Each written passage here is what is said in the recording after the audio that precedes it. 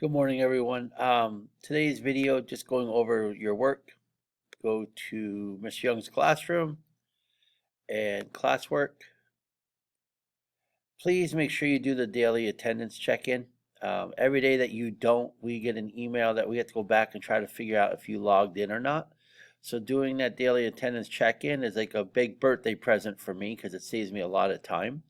So I would love if you could make sure every day that you're remote, you're doing this daily attendance check-in. So if you go to week 3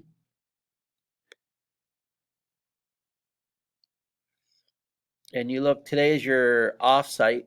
Um, this is what you're doing. You need to watch the video and then one lesson of Zern, 30 minutes of Lexia Core 5, 20 minutes of reading books of choice if you have a library that you can access, or you could use Epic. And then your writing prompt. I would split it up into 2 days. You should talk about my favorite fall activity is today, draw your picture and start to write about it. Then tomorrow you could finish writing about it and color it in. You will also need to bring in your pointillism picture from yesterday's literature project. If your child was absent yesterday or didn't attend the virtual learning, I will include that in an email today, the video of the lesson, and you can do that with them. And then if you have any integrated artwork, please do that.